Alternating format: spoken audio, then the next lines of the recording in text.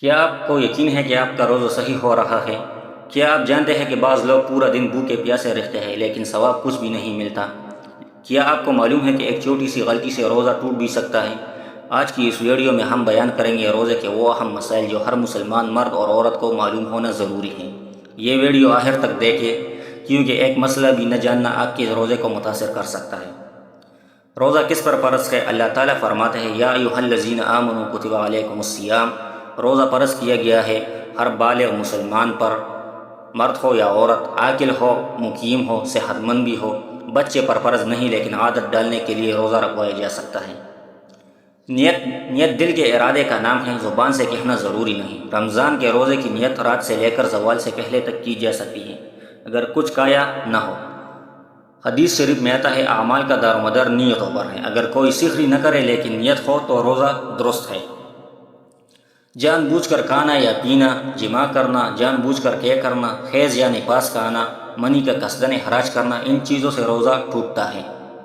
اگر کسی نے بھول کر کھا لیا، حدیث شریف میں آتا ہے جس نے بھول کر کھانا کھا لیا وہ اپنا روزہ پورا کرے، اللہ نے اسے کھلایا پلایا ہے۔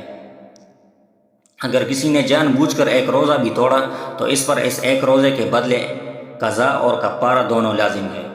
کفارہ یہ ہے کہ مسلسل 60 روزے رکھے گا یا 60 مسکینوں کو کھانا کھلائے گا۔ یہ حکم اس حدیث سے ثابت ہے جس میں ایک شخص نے روزہ توڑا تو حضور علیہ السلام نے کفارہ کا حکم دیا۔ انجیکشن جو غذائی نہ ہو، خون ٹیسٹ کروانا، مسواک کرنا، ناک میں دوا ڈالنا، غیر ارادی کے آنا، خوشبو سونگھنا، ان چیزوں سے روزہ نہیں ٹوٹتا لیکن احتیاط بہتر ہے۔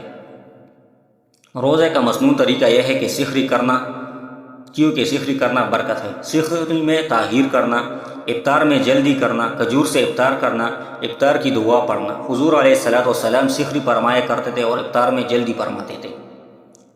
بہت سے غلطیاں ایسے ہیں جو عام ہیں جیسے غیبت کرنا، جھوٹ بولنا، لڑائی جھگڑا، سارا دن سونا، نماز چھوڑ دینا۔ روزہ میں یہ بہت عام غلطی ہے لیکن اس سے گریز کرنا چاہیے۔ حضور علیہ السلام نے فرمایا جو شخص جھوٹ اور برے عمل نہ چھوڑے اللہ کو اس کے بھوکا رہنے کی کوئی حاجت نہیں۔ روزے کا اصل مقصد یہ ہے کہ لعلکم تتقون، روزہ تقوی پیدا کرنے کے لیے ہے۔ اگر گناہ نہ چھوڑے تو مقصد فوت ہو جائے گا۔ رمضان چند دنوں کا مہمان ہے، کیا ہم اسے ضائع کریں گے یا اپنی مغفرت کا ذریعہ بنائیں گے؟ آئیے عہد کریں، صحیح طریقے سے روزہ رکھیں گے، مسائل سیکھیں گے، گناہوں سے بچیں گے۔ اللہ ہمیں صحیح سمجھ عطا فرمائے، آمین۔